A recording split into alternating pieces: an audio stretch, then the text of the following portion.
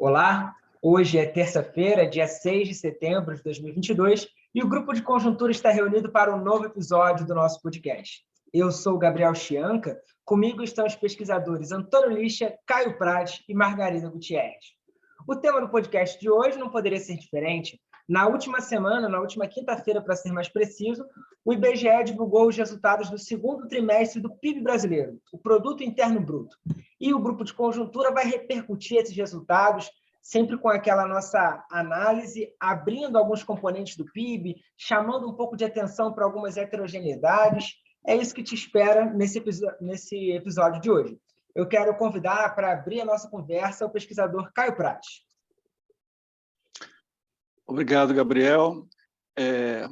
Então, o IBGE divulgou nessa quinta, né, o PIB do segundo trimestre, que veio mais uma vez acima do esperado, né? Já virou uma rotina ao longo desse ano, revisões para cima do crescimento do PIB.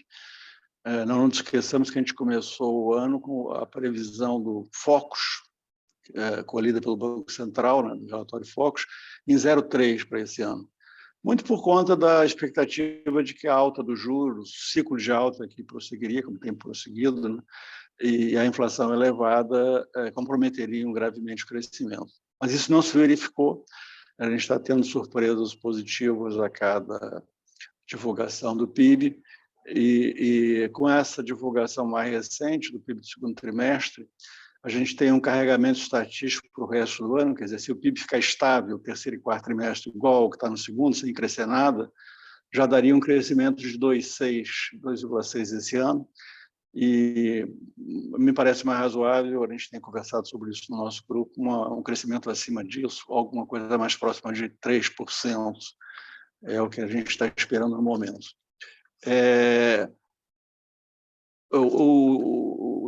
Nada indica, por enquanto, que esse bom desempenho possa ser mantido no ano que vem.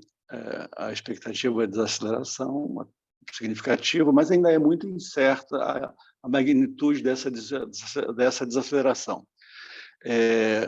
Essa semana foi divulgada uma nova pesquisa Focus, com uma previsão de crescimento 0,5 para o ano que vem. Aliás, é a primeira, desde o início do ano, tem havido movimentos bem claros em direções opostas. O PIB desse ano sendo revisto para cima, o PIB do ano que vem sendo revisto para baixo. Esse Focus de segunda-feira, foi divulgado ontem, né? Foi a primeira revisão ligeiramente para cima do PIB do ano que vem, que eu atribuo basicamente ao carregamento estatístico mais favorável desse ano para o ano que vem. Se a gente olhar o carregamento estatístico para o ano que vem, nessa hipótese do PIB não crescer mais nada no terceiro e quarto trimestre, a gente chegaria ao quarto trimestre com um carregamento estatístico de 0,3 para o ano que vem, ou seja, não crescendo nada a partir do quarto trimestre desse ano, ficando, portanto, estável desde hoje. O PIB até o final do ano que vem, o PIB desse ano seria 2,6 e o do ano que vem é 0,3. Como a nossa expectativa é de um desempenho um pouco melhor, ainda algum crescimento, ainda que num ritmo menos intenso que do primeiro semestre, mas crescimento no segundo, dando um PIB de crescimento 3 esse ano, a gente deve fechar o ano com alguma coisa mais perto de 0,8 de carregamento estatístico para o ano que vem, o que significa que a gente já terá um ponto de partida, mesmo que no ano que vem não cresça nada, superou, por exemplo, o que o Focus está projetando hoje. Então, esse é o primeiro ponto que eu queria chamar a atenção. Em relação Caio, ao desempenho... eu gostaria de te perguntar, então, se não existe a possibilidade de 2023 repetir a mesma história que a gente teve este ano, certo? Começamos este ano pensando que a economia ia crescer 0,3, como você colocou no Focus, e hoje a gente está pensando que a economia vai crescer 3%. Para o ano que vem... Esse ponto é muito... Poderia repetir uma sucessiva revisões para cima, né? Eu acho que... O ponto aí é essa incerteza, não? Como que você avalia isso? Deixa em suspenso a tua pergunta, depois a gente retoma dela, até a gente pode dialogar sobre isso no final. O que teria que acontecer, e que me parece, visto de hoje, improvável, para que a gente tivesse essa surpresa tão positiva. Agora, eu insisto, a incerteza é muito grande, quer dizer, ao mesmo tempo que o Focus está projetando 0,5, a gente tem analistas prevendo recessão para o ano que vem, e no outro extremo tem alguns poucos, é verdade, em menor número, projetando alguma coisa tipo 1,5% de crescimento. Muito mais do que isso não tem. Então, na verdade, há um certo consenso de uma desaceleração significativa em relação a esse ano. Agora, com uma dispersão muito grande nas projeções. Mas vamos retomar esse tema no final para a gente dialogar sobre isso. Sobre o que pode ocorrer, quais os requisitos para... O que poderia jogar para pior ou para melhor essas projeções no ano que vem. Isso é um tema central, de fato, que a gente vai certamente retomar em outros podcasts, porque hoje não temos muito tempo para isso, mas a gente pode começar a especular sobre o assunto.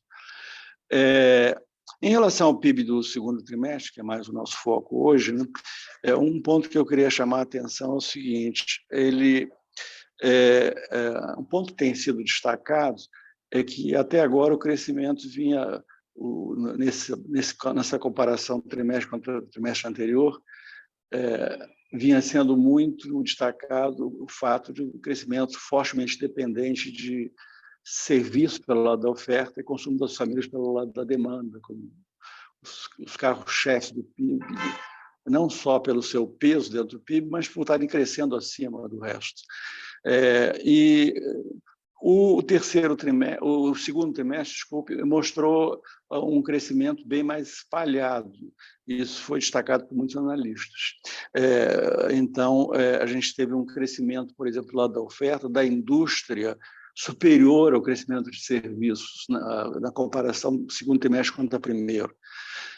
E mais do que isso, um crescimento em todos os componentes, um crescimento relevante em todos os componentes, os 4 principais componentes, setores que compõem a indústria no conceito PIB. Por outro lado, visto pela ótica da demanda, a gente teve que, nesse segundo trimestre, o investimento, a formação bruta de capital fixo, cresceu acima do consumo das famílias. O que eu queria destacar é que, em certo sentido, esse tipo de ênfase a esse ponto leva a conclusões meio enganosas sobre a recuperação da indústria, por um lado, e da formação bruta de capital fixo, por outro. Isso, eu já vou tentar explorar esse ponto. Na verdade, para a gente ter uma ideia melhor do que está contribuindo, de fato, para o crescimento no ano quanto ao ano passado, a gente tem que olhar essa métrica que a gente está comentando, com o crescimento na margem, mas é muito importante a gente olhar para situar melhor esse crescimento na margem, comparar usar outras métricas também, em particular a comparação com o igual período do ano passado. No caso, comparação do segundo trimestre contra o segundo trimestre do ano passado, e comparação pegando já o primeiro semestre do ano como um todo em relação ao primeiro semestre do ano passado. Isso vai nos dar uma ideia melhor do que está puxando, de fato, o crescimento nessa comparação ano contra ano anterior, que é o que, no fundo, a gente está discutindo quando diz que pode crescer 3% e tal. E aí a gente vê o seguinte: o PIB nesse primeiro semestre, já pegando os 2 trimestres, portanto, comparando com o ano passado, ele cresceu 2,5%. Esse foi o crescimento do PIB no primeiro semestre na comparação com o ano passado. O que acontece é que, nessa mesma comparação, semestre contra igual semestre, serviços, vendo pela ótica da oferta, serviços cresceram 4,1%, bem acima do 2,5% do PIB, e consumo das famílias cresceu 3,7%, também bem acima do 2,5% do PIB. Então, mostra que esses 2 segmentos cresceram, tiveram uma relevância fundamental no crescimento do PIB, não só pela sua taxa de crescimento, mas porque são de longe os que pesam mais no PIB. O consumo das famílias deve estar aí na ordem de 65%, e serviços na ordem de 70% de peso no PIB, né?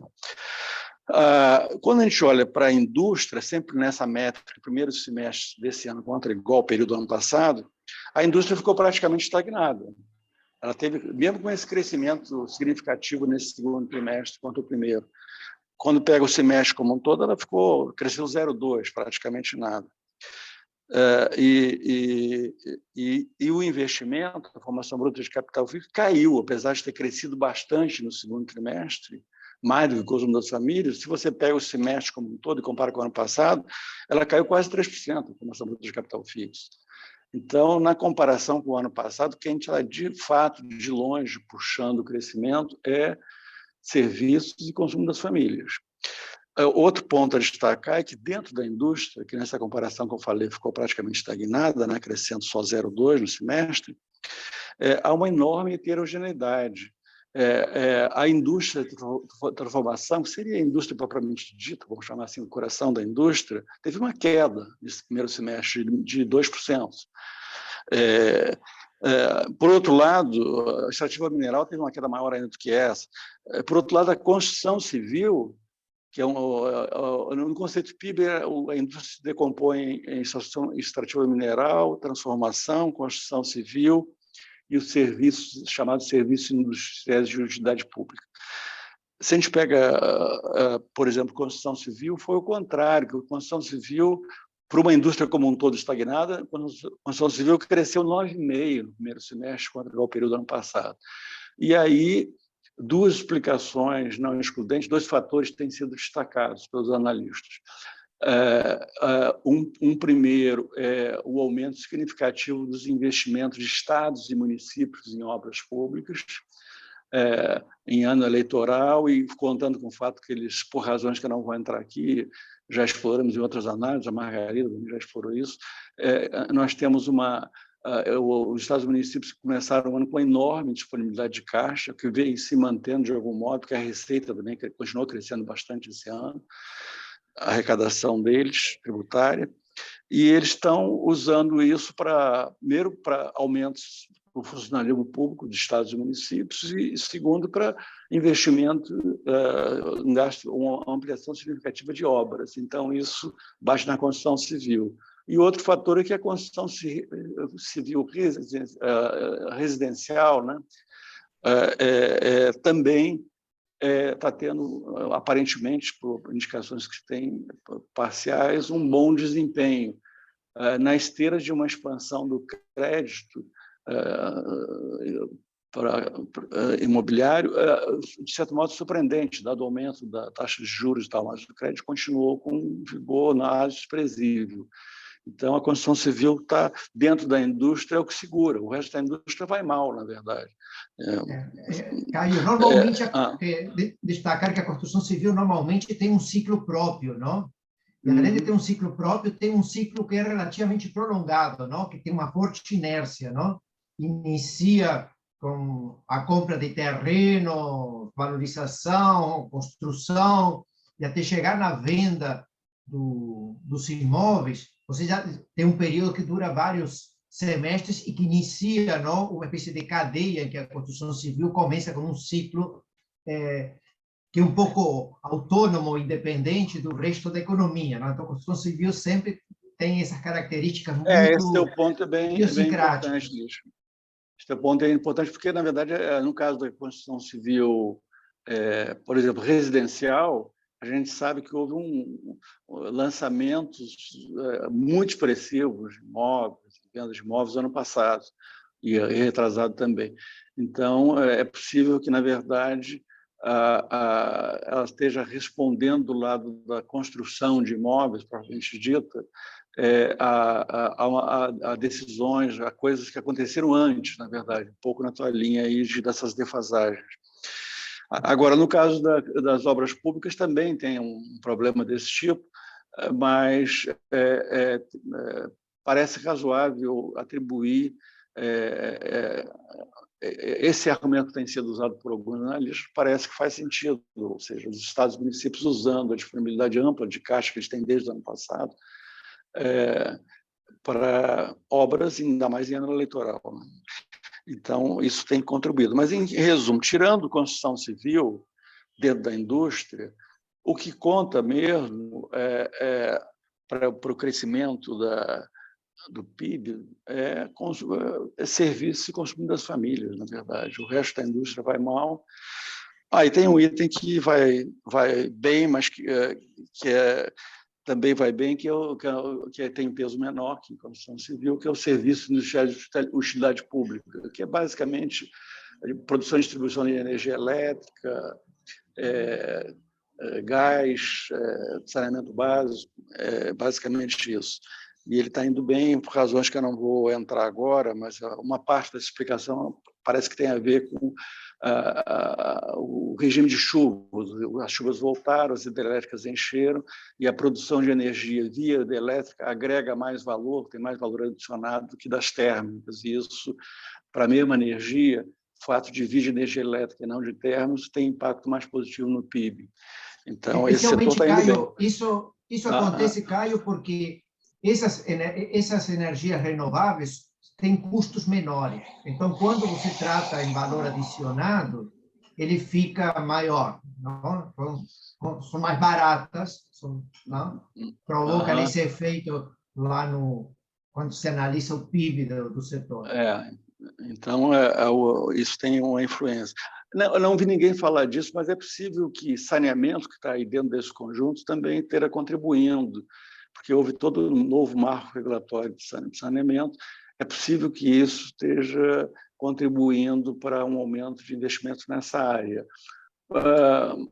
Não tenho certeza sobre isso, mas se já está ocorrendo de fato um aumento tão relevante, os analistas comentando o PIB destacaram mais a questão da energia elétrica, da volta das hidrelétricas e tal, e ninguém falou de saneamento básico, mas só para, como faz parte desse item, serviços, desse subitem dentro dos serviços industriais de utilidade pública, pode ser que isso também tenha ajudado a um desempenho bom, porque, bem ou mal, nesse primeiro semestre, esse conjunto de serviços de utilidade pública cresceu 9,2%, construção civil 9,5%, enquanto a indústria propriamente dita, a transformação caiu 2%, e a extrativa mineral caiu 3,2%. Então, você vê que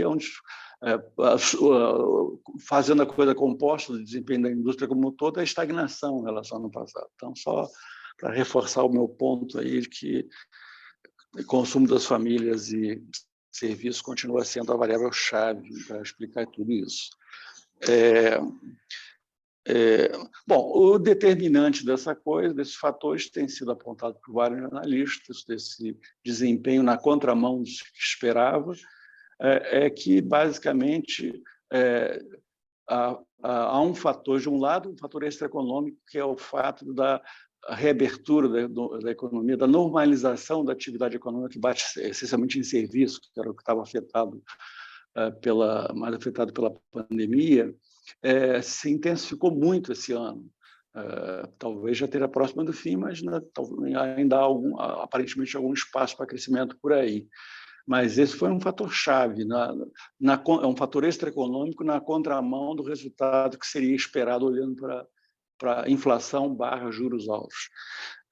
E outro fator que jogou na contramão do que se esperaria são os estímulos fiscais, e aí tanto do governo federal, pelas medidas que fez, as PEC, a segunda PEC vai bater mais no segundo semestre. Teve a primeira PEC do auxílio, que viabilizou o auxílio de R$ 400, enfim, e teve aquelas medidas todas pontuais, mas com uma magnitude significativa de liberação do FGTS, de antecipação do 13º do INSS, etc. Então, estímulos fiscais do governo federal, e do lado dos estados e municípios, eles estão gastando muito mais, por estarem com dinheiro em caixa, eles não estão sujeitos a restrições do tipo teto de gastos. Se eles têm recursos disponíveis, eles vão gastar como estão gastando. E aí bateu basicamente em aumento de funcionalismo e investimento em obras públicas. Então, eu falei de dois fatores na contramão do que se esperaria, que ajuda a entender por que a economia não está tendo o mau desempenho que esperaria, onde a gente olhava para juros especificamente para juros e inflação, né? A normalização da atividade, com pós-Covid, pós-vacinação, na verdade, né? E os estímulos fiscais do governo federal e de estados e municípios. Há um outro fator que vem na esteira disso tudo, que tem surpreendido bastante, é o mercado de trabalho. O mercado de trabalho está muito forte, não só com nível recorde de pessoas ocupadas, recorde histórico atualmente, como mesmo com o rendimento médio estando abaixo do ano passado, ainda abaixo, a massa salarial está crescendo de forma significativa. Eu peguei dois dados, sempre nessa comparação que eu estou privilegiando, de primeiro semestre contra igual período do ano passado, a massa salarial habitualmente recebida cresceu em termos reais, portanto, acima da inflação, né, 2,5%. E a massa salarial efetivamente recebida cresceu 4,4%. Então, nós estamos falando de um aumento de massa de rendimentos do trabalho, aí no caso, muito expressivo esse ano, que está turbinando o consumo das famílias, além das concessões de crédito que continuam, além de outros fatores que estão ajudando a turbinar o consumo das famílias como um grande fator por trás desse crescimento do PIB. Então, esses são os pontos. Para finalizar e a gente retomar em conjunto também algumas coisas que o Lister tinha colocado, a preocupação que o Lister colocou no início, sobre projeções. De fato, as projeções para o ano que vem há uma dose considerável de incerteza, mas eu diria que a gente teria que ficar... as razões para a desaceleração, mas que podem ser, de algum modo, amortecidas, dependendo da evolução da conjuntura, são uma muito destacada, obviamente, é o efeito da política monetária sobre a atividade econômica. Ela bateria com muito mais intensidade, a expectativa geral no ano que vem do que bateu nesse ano, até porque nesse ano teve muitos fatores que atuaram na contramão da política monetária, e não só pelo efeito de defasagem, mas também porque os juros reais são crescentes ao longo do tempo, pegando a taxa de juros básica, a Selic.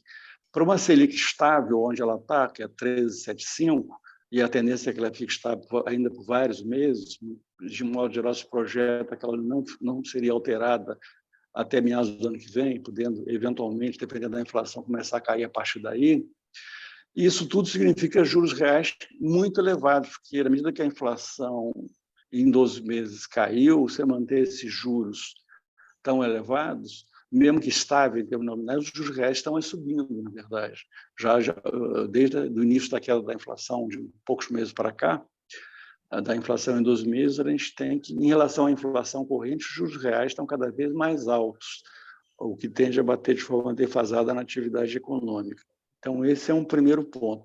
Agora, o quanto isso vai afetar, de fato, negativamente a atividade, os juros, vai depender também muito de uma variável que é a velocidade da desinflação, que é uma grande incerteza. Eu estava vendo o Focus, que saiu ontem, estão cada vez revendo mais para baixo a projeção de inflação para esse ano. Já tem muitos analistas achando que ela pode ficar bem perto de 6, outros mais para 6,5. Acho que o Focus está em 6,6, não me lembro de cabeça agora, mas para esse ano, que é uma desaceleração significativa em relação ao quadro que se tinha há pouco tempo atrás, que era de uma inflação entre 8,5 e 9 para esse ano, né?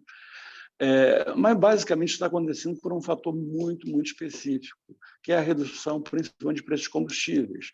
A gente olha a inflação, se a gente olha no próprio Focus, que está prevendo uma inflação de 6, acho que 6,5 por aí, isso vai se dar num contexto de uma deflação dos preços administrados, que são esses onde estão os combustíveis, energia elétrica, preços que estão sendo reduzidos, seja no caso de desoneração tributária, seja no caso de combustível pelas reduções de preços da Petrobras, mas a desinflação está concentrada, a redução da inflação, a sua queda em relação ao que se esperava, está concentrada nisso. Os preços livres, a expectativa é que feche o ano em torno de 10, que é um nível... Ou seja, a desinflação dos preços livres é que vai ser a variável-chave para uma segunda rodada de queda da inflação à frente. Então, a gente vai ter que estar monitorando mês a mês o comportamento da inflação. Por enquanto, ele está muito desfavorável. Preços livres muito altos, núcleos todos extremamente elevados, inflação de serviços extremamente elevada.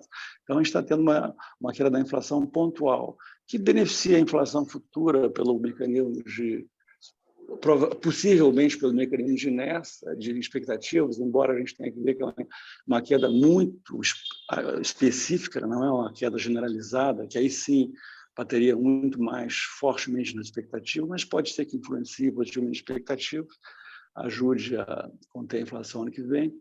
Mas, basicamente, o que eu queria destacar é o seguinte: vamos pensar que a desinflação depende de quê? Do hiato do produto. A Banco Central queria que ele abrisse, né, que você tivesse um hiato maior, um crescimento menor, né, abrindo o hiato do produto, de tal forma a ajudar a desinflação. A gente teve o contrário, o fechamento do hiato. Outro fator que a gente tem que monitorar, como é que vai se comportar, chave é a taxa de câmbio. E aí isso tem tudo a ver, entre outras coisas, com uma questão que eu já vou falar, passando, que já não tem muito tempo, que é a questão do equacionamento da questão fiscal. Isso vai bater crucialmente no câmbio. E o câmbio aí é uma questão importante porque é um fator que, se houvesse um cenário otimista, que eu não acredito muito, mas só para pensar, se houvesse um choque positivo de confiança na questão fiscal do novo governo, e o câmbio houvesse uma apreciação cambial, isso tornaria mais viável uma desinflação sem precisar abrir tanto o hiato do produto, sem precisar desacelerar tanto o crescimento, na verdade. Tem um trade-off entre essas coisas. Ou bem você desacelerar pelo hiato do produto, ou pelo câmbio, ou pelas expectativas que, em geral, respondem muito ao comportamento da inflação corrente, ou pelos preços internacionais. Esses já estão ajudando um pouco, podem ajudar mais, que é a queda de preços commodities, que é a eliminação dos gargalos nas cadeias globais de produção, mas reduzindo a duas variáveis chaves, hiato do produto e câmbio, se o câmbio não ajudar, porque a questão fiscal não inspira muita confiança, a alternativa para desinflacionar é a desaceleração do crescimento significativa, inclusive algumas desaceleração do mercado de trabalho, porque senão não vai ser possível. Quer dizer, para você compatibilizar a desinflação com um bom desempenho do crescimento, você tem que contar com a ajuda de outros fatores, e ajuda poderosa de outros fatores, como câmbio, expectativas, quedas de preços internacionais em conjunto, para compensar, para viabilizar crescimento e desinflação. Caso contrário, a desinflação vai estar assentada no hiato do produto abrindo. E isso tudo nos põe em questão, eu estou acabando, então, abrindo para vocês falarem, nos põe em questão a variável que é chave para o ano que vem, que é como o novo governo vai enfrentar a questão fiscal, porque isso vai ter tudo a ver. Se ele for capaz de construir um arcabouço fiscal que dê credibilidade ao controle da dívida pública à frente, etc., então isso abre a possibilidade até de, se for um choque muito favorável de expectativas, até de haver uma boa apreciação cambial, que cumpre o papel que eu estava me referindo. Além disso, a questão fiscal bate não só no câmbio, mas bate em toda a curva de juros, com juros longos afetando o investimento. Então, a questão... Tem um barulho de um carro passando aqui. Então, o equacionamento da questão fiscal é chave para o comportamento de câmbio e juros.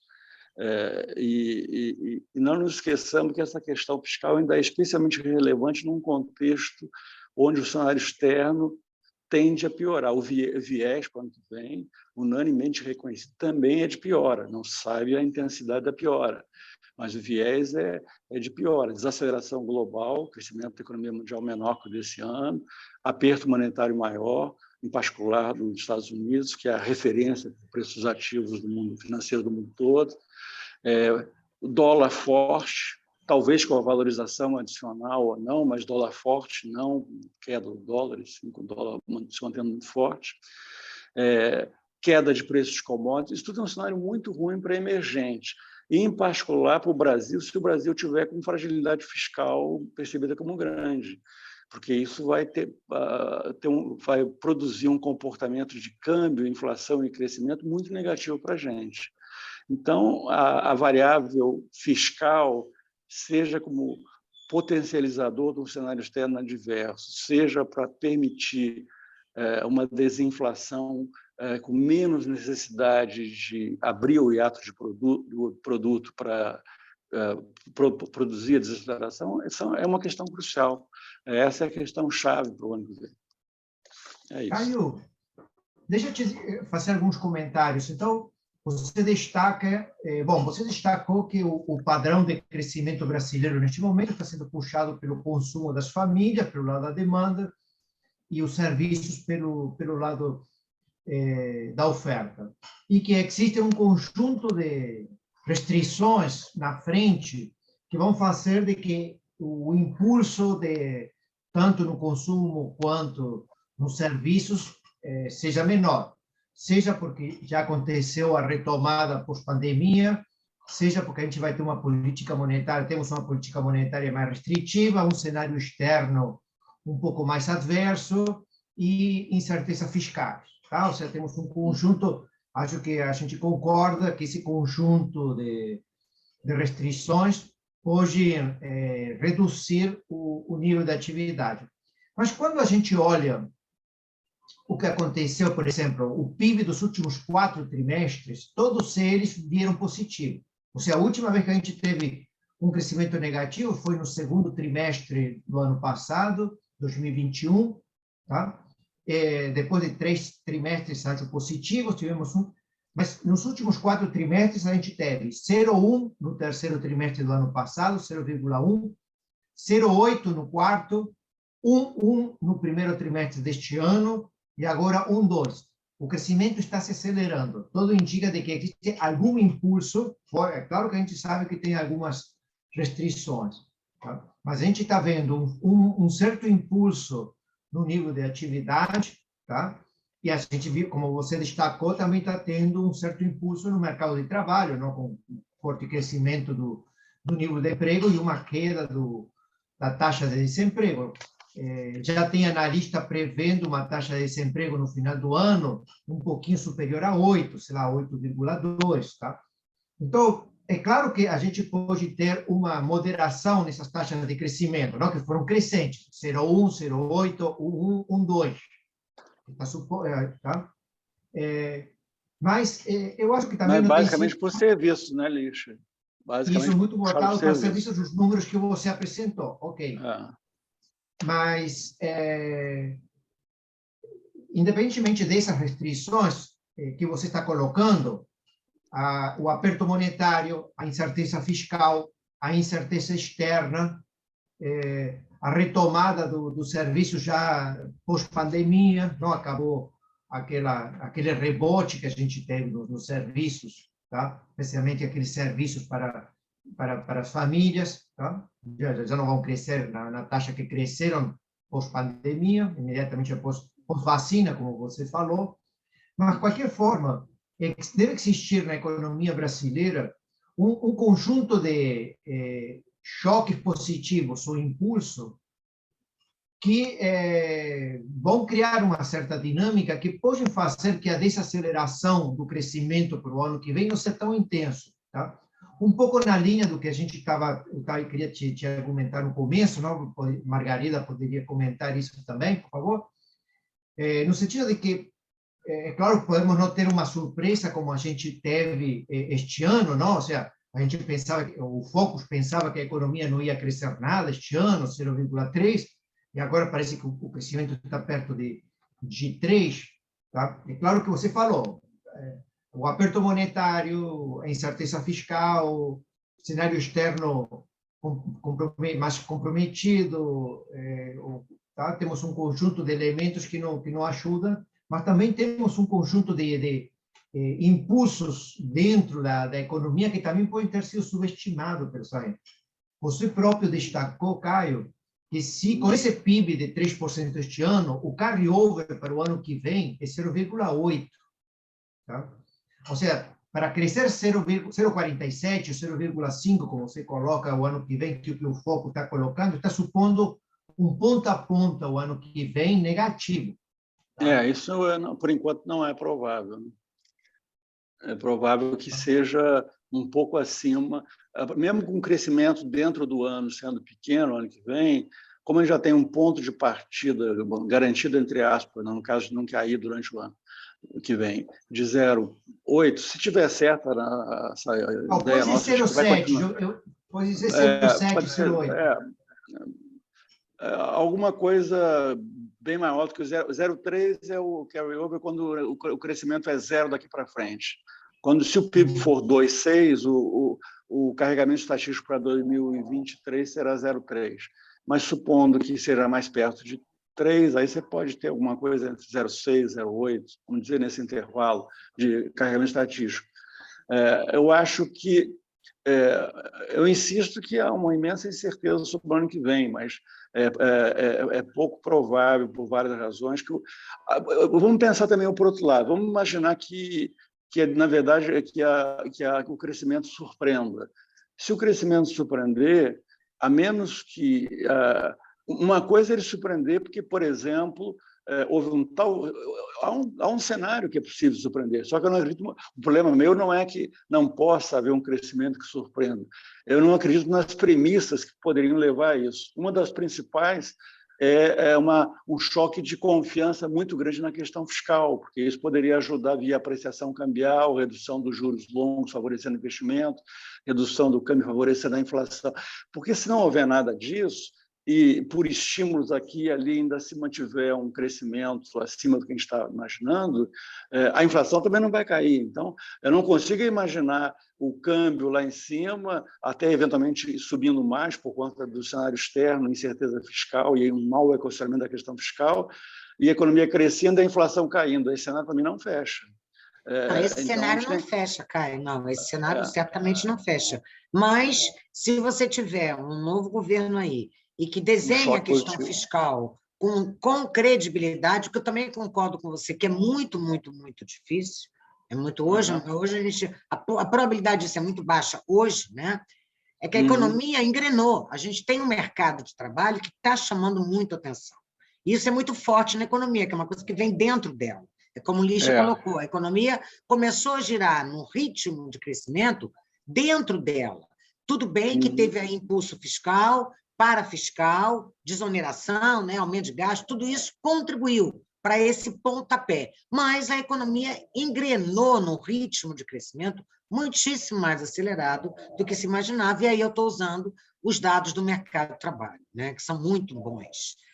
Então, nesse sentido, e os índices de confiança que também foram recentemente liberados, mostrando que em todos os setores a confiança vem aumentando, né, inclusive do consumidor. Se a gente conseguir desenhar no próximo governo um arcabouço fiscal com mudanças de regras e tal, mas que gerem credibilidade, nada impede que o Brasil continue nessa rota de crescimento. Até porque tem muito investimento em concessão que já foi contratado. Segundo as estimativas do Ministério da Economia, a gente tem 800 bilhões de reais em investimentos em infraestrutura para os próximos 10 anos, né, que já estão contratados, porque já foram realizados os leilões, enfim, já está tudo começando a andar nos próximos 10 anos. Enfim, mas eu concordo que o quadro é de muitas incertezas. A chance agora, esse que é o ponto do mercado de trabalho, eu acho relevante, sim, porque você colocou bem que, de certo modo, o fato dele ter engrenado, no sentido de que a massa salarial está crescendo de modo muito significativo, não só o número de pessoas ocupadas, porque as pessoas falam, mas o rendimento está caindo, o rendimento médio está caindo. Sim, mas quando a massa salarial está crescendo... E é o que dá demanda. Isso gera demanda, e mais do que isso. Como o número de residências, de famílias não está aumentando abruptamente, está mais ou menos estável, o número de famílias no Brasil é de residências, né? É tipo 70 mil, se não estou enganado, alguma coisa assim. Milhões. 70 milhões, desculpa. 70 milhões. O que acontece é o seguinte: aumentar a massa salarial é sinônimo de aumentar a massa por família, a massa de rendimento. E é sinônimo de aumentar a renda familiar per capita.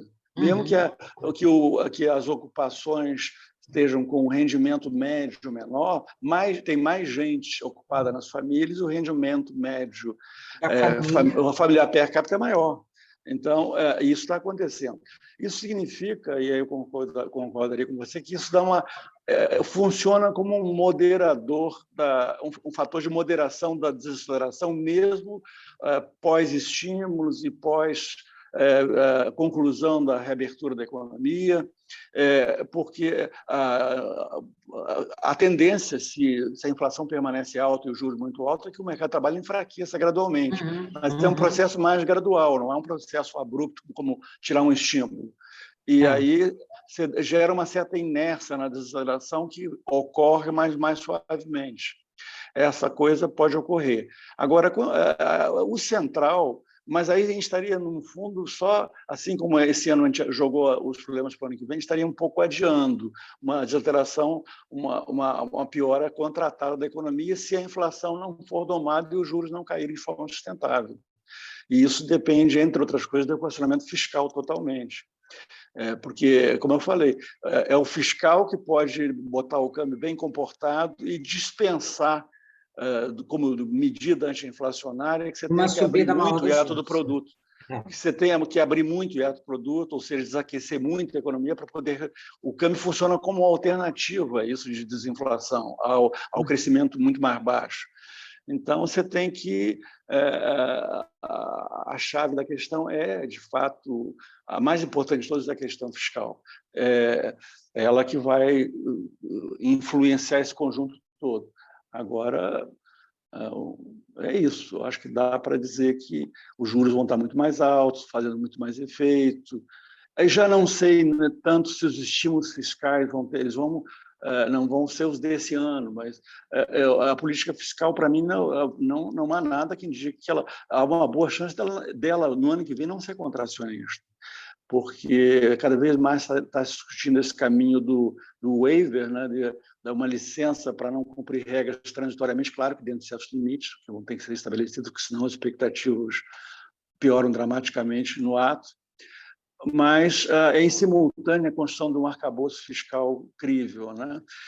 E esse caminho significaria, na prática, que o efeito mecânico da contração fiscal não ocorreria. Agora, se você tiver uma expansão fiscal mal recebida, você pode ter o que se chama de uma expansão fiscal contracionista, porque aí você vai piorar de tal modo as condições financeiras que você derruba a economia pelo outro lado. Coisa que a gente já viu no Brasil da Dilma, por exemplo. No 2014, quando começou a recessão, estava havendo uma expansão fiscal monumental. E a economia começou a naufragar no meio da expansão fiscal. A expansão fiscal não é garantia de nada se as outras coisas estão indo mal. Então a gente tem esses mecanismos em operação, né, que a gente tem que ver como é que vão atuar. Isso faz parte desse elenco grande de incertezas, né? Nesse sentido, mas a questão para o crescimento sustentável depende do fiscal e depende de uma desinflação bem-sucedida, né? E uma redução que não demore muito dos juros. Isso são variáveis centrais, todas de algum modo correlacionadas, em certa medida. Então, é isso que está em jogo. Então, esse período de transição ou de flexibilidade do ano que vem para um novo regime fiscal seria, com certeza, um ótimo tema para os debates dos candidatos à presidência. Inclusive, essa flexibilidade foi defendida tanto pelo Nelson Barbosa e parte da sua equipe, como naquela carta do Pércio Arida, e, inclusive, pode ser um tema que a gente volte a debater, esperamos voltar a debater aqui no podcast do Grupo de Conjuntura. É um caminho perigoso, mas é um caminho possível se for acompanhado de de uma flexibilização dentro de limites bem definidos e se tiver o tal arcabouço fiscal passando confiança. Se não, pode ser um desastre, né? Pode ser uma expansão fiscal que detone tudo, detone o dólar, os juros futuros, derrube a economia. É um caminho delicado, mas que faz sentido se o resto se as coisas estiverem sendo bem feitas, né? Então, é um caminho, diria, um fio da navalha, esse caminho da licença para descumprir regras transitoriamente. Então, esse, com certeza, é um tema que nós vamos retomar aqui no podcast do Grupo de Conjuntura em ocasião oportuna. Nós ficamos hoje por aqui, nos vemos na semana que vem. Até lá!